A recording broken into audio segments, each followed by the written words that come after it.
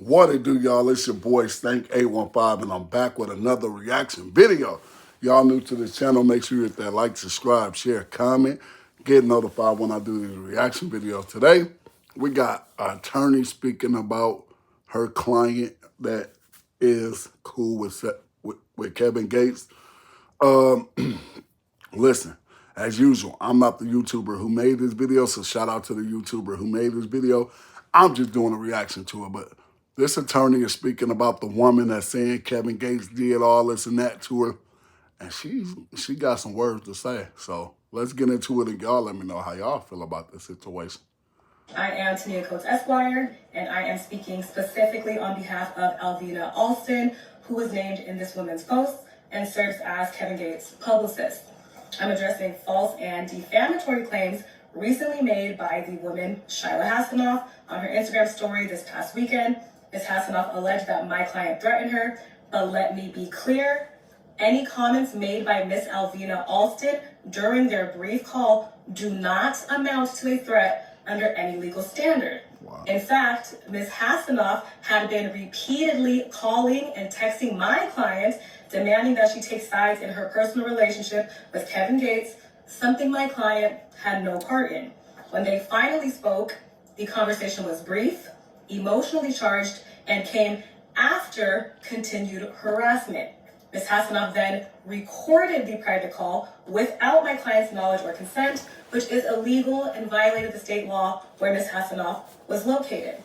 To make matters worse, shortly after that call, a threatening text was sent to my client from an anonymous phone number stating, and I quote, "I will ruin your fucking career. You better tread lightly," among other things.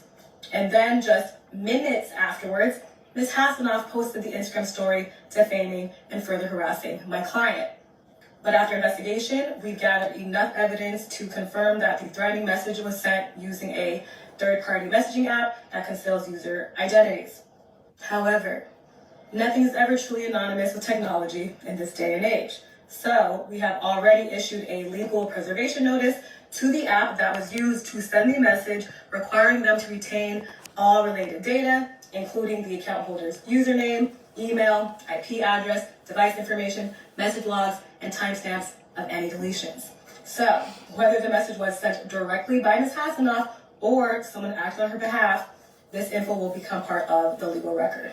Wow. Also, Ms. Hassanoff made fabricated and bizarre claims that my client was so happy to see her and Kevin wanting to get a house together and asked to live in their guest house. That statement is 100% false, degrading, and clearly intended to embarrass and diminish my client's credibility. This conduct is absolutely unacceptable. We have issued a formal cease and desist letter to Ms. Hassanoff, and legal action is already underway. Ms. Alston is a respected publicist with over 2 decades of experience working with Grammy-winning artists, Fortune 500 companies, elected officials, and other notable public figures. She will not be intimidated, harassed, or defamed by Ms. Hassanoff or anyone else. Yeah, man. Hey, listen. If you got people around you that's telling you, if it wasn't for me, you wouldn't be. And it wasn't for if it wasn't for me, you wouldn't. Hey, that's a lie. That's manipulation. If it wasn't for God and hard work, they know you the truth. And that's the only card they got if it wasn't for me. Because you ain't going to do nothing but get from around me and tear my name up. You're going to tear my name up. Those are the type of people that sit around and look for flaws. You know what I'm saying? So it was never really love from the beginning. So if I love you, I'm not going to never stop loving you. Even if I don't fuck with you no more, I still love you. If a person don't fuck you no more and they start tearing your name up, hey, I love homie, we just went our separate ways. He doing him, I'm doing me. But I love him. You know what I'm saying? That's not love, that's manipulation. And a lot of times we confuse it with love because we never been shown real love. And it's God and hard work. If I ever paid you to be around me and you ain't around me no more, I paid you to be a setback. Because once you left, shit started going to the roof. Man, come on, man. We rooftop, man. Straight ceiling material right now. You know what I'm saying? And then you don't even speak on it. We see, but we don't speak, homie. I love you all. Hey, what's happening? Look, I don't know who need to hear this. I just come from grocery shopping. You heard my shit like that. I like to do what's good for my spirit, because it's like if I eat something from somewhere else, it don't never give me the fulfillment that I get when I cook my own food, when I pray over my own food, when my energy go into the preparation of what's about to go into my temple. And I said that to say this, a lot of times in life, we'll ask the people around us or other people, like, how y'all feel about this or how you feel about that, but at the same time, nobody ever gonna feel how you feel. So sometimes it's scary, but sometimes, I'm gonna say most of the time, you gotta learn how to trust yourself. True. If you can't do it by yourself, then you gonna disallow yourself to develop the instinctiveness and the ability to make decisions for yourself and trust your gut. It's a muscle. And the more you exercise that muscle, the stronger that it get. Because I used to be like that. I used to be like feeling empty. And I'd be dicked out behind trying to fulfill a void. So I'd be uptown, downtown, uptown, downtown, uptown, downtown. I'd be ooh, you hear me? But at the end of the day, that shit don't give me no fulfillment. You know what I'm saying? My fulfillment really come from like my passions and my habits and accomplishing shit, like accomplishing goals and shit like that.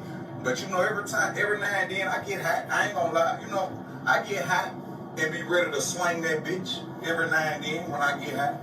You know what I'm saying? But that shit don't really just give me no fulfillment like that. I don't just be dicked out behind no bitch. I be more dicked out behind, do you got discipline? Do you got morals? Do you got principle? Because that's some shit that's super hard to have, and you got to cultivate that shit. You know, that's something that got to be cultivated. You ain't just born like that. You know what I'm saying? So I just was saying that to say this, you know. Well, I mean, I don't know the situation with this attorney, and we don't know the situation with Kevin Gates. But one thing about it, hopefully they get to the bottom of this. The woman, in my opinion, that was talking, not the attorney, but the woman that was talking at the time, she definitely seemed like she was very upset. She said Kevin Gates manipulated her. We don't know if that's true or not.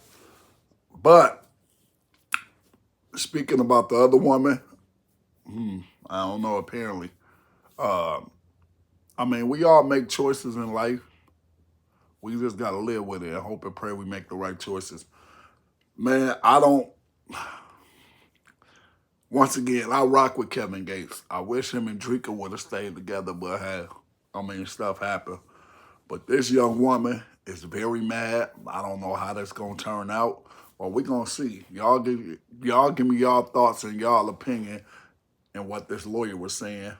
This attorney was saying, and let's see how it go. It's your boy Stank 815. Thank y'all for rocking with me, because I'm rocking with y'all. We out.